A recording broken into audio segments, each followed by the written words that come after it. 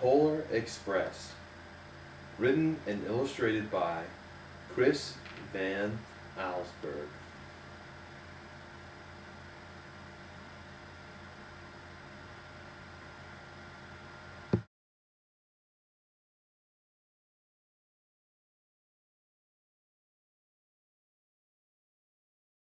On Christmas Eve, many years ago, I lay quietly in my bed. I did not rustle the sheets. I breathed slowly and silently. I was listening for a sound a friend had told me I'd never hear. The ringing bells of Santa's sleigh. There's no Santa, my friend had insisted. But I knew that he was wrong. Late that night, I did hear sounds, though not of ringing bells. From outside came the sounds of hissing steam and squeaking metal. I looked through my window and saw a train standing perfectly still in front of my house.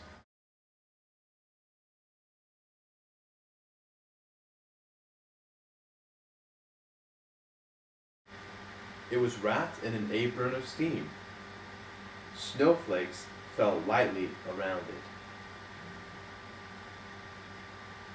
it. A conductor stood at the open door of one of the cars.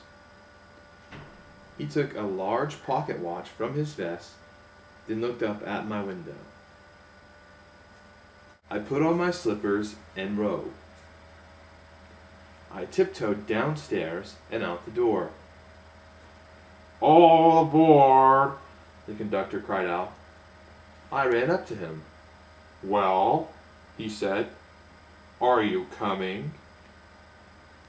"Where?" I asked.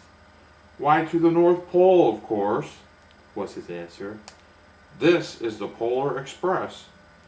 I took his outstretched hand, and he pulled me aboard.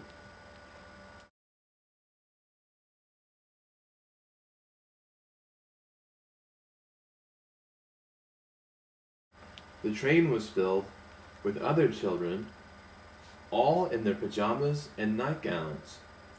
We sang Christmas carols and ate candies with nougat centers as white as snow. We drank hot cocoa as thick and rich as melted chocolate bars.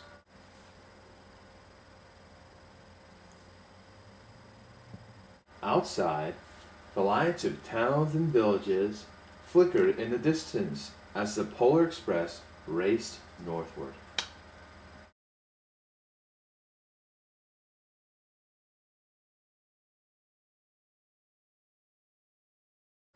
Soon, there were no more lights to be seen.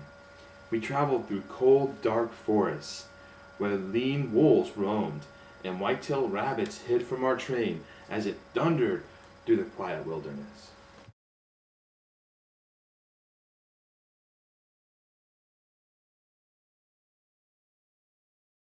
We climbed mountains so high it seemed as if we would scrape the moon. But the Polar Express never slowed down. Faster and faster we ran along, rolling over peaks and through valleys like a car on a roller coaster.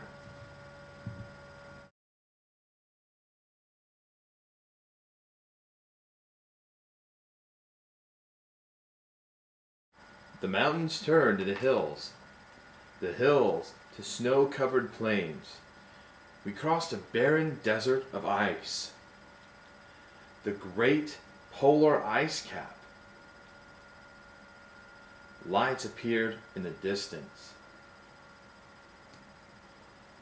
They looked like the lights of a strange ocean liner sailing on a frozen sea.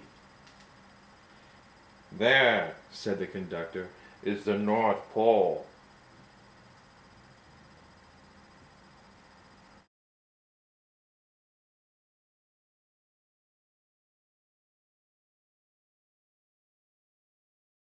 The North Pole. It was a huge city, standing alone at the top of the world, filled with factories where every Christmas toy was made.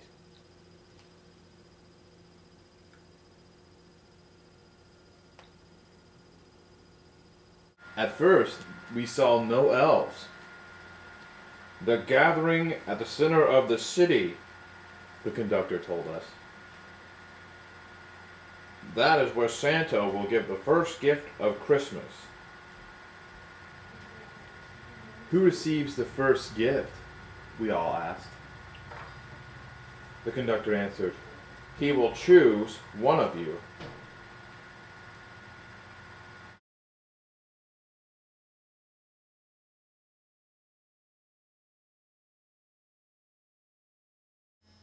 "Look!" shouted one of the children. "The elves!" Outside, we saw hundreds of elves. As our train drew closer to the center of the North Pole, we slowed to a crawl. So crowded were the streets with Santa's helpers. When the Polar Express could go no farther, we stopped and the conductor led us outside.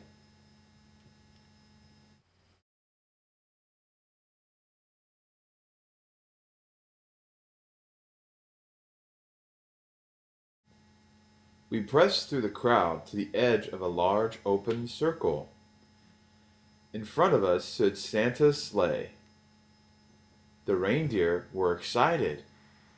They pranced and paced, ringing the silver sleigh bells that hung from their harnesses.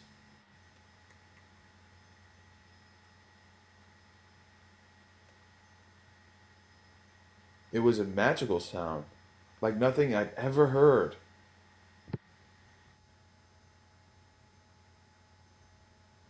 Across the circle, the elves moved apart and Santa Claus appeared. The elves cheered wildly. He marched over to us and, pointing to me, said, "Let's have this fellow here." He jumped into his sleigh. The conductor handed me up, and I sat on Santa's knee, and he asked, "Now what would you like for Christmas?"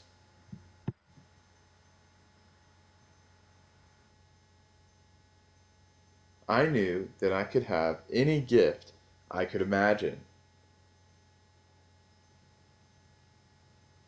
But the thing I wanted most for Christmas was not inside Santa's giant bag. What I wanted more than anything was one silver bell from Santa's sleigh. When I asked, Santa smiled. Then he gave me a hug and told an elf to cut a bell from a reindeer's harness. The elf tossed it up to Santa.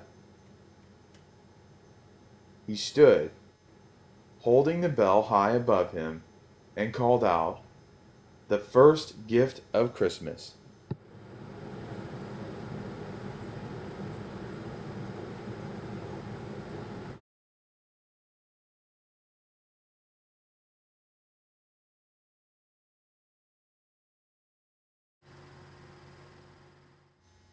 A clock struck midnight as the elves roared their approval. Santa handed the bell to me, and I put it in my bathrobe pocket. The conductor helped me down from the sleigh.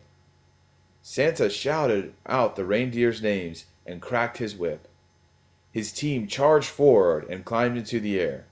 Santa circled once above us, then disappeared in the cold, dark, polar sky.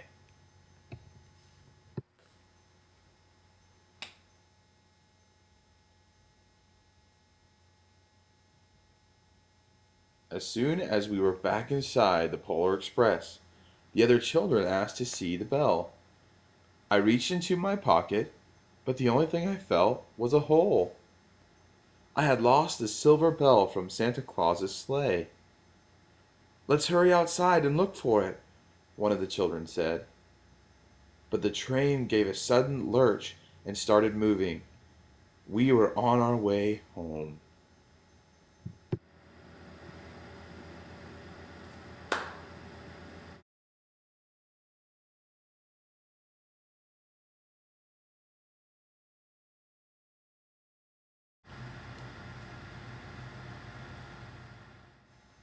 It broke my heart to lose the bell. When the train reached my house, I sadly left the other children. I stood at my doorway and waved goodbye. The conductor said something from the train, but I couldn't hear him. What? I yelled out. He cupped his hands around his mouth.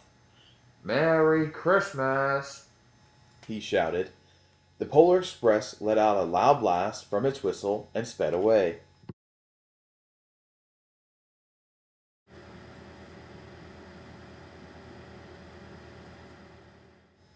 On Christmas morning, my little sister Sarah and I opened our presents. When it looked as if everything had been unwrapped, Sarah found one last small box behind the tree.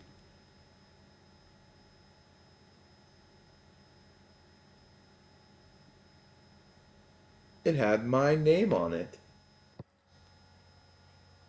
Inside was the silver bell. There was a note. Found this on the seat of my sleigh. Fix that hole in your pocket. Signed, Mr. C.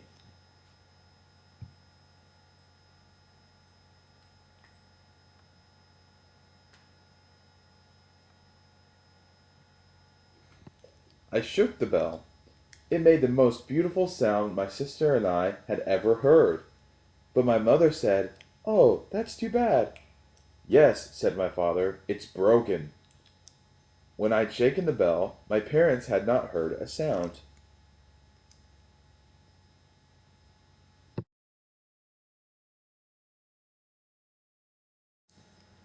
At one time, most of my friends could hear the bell. But as years passed, it fell silent for all of them.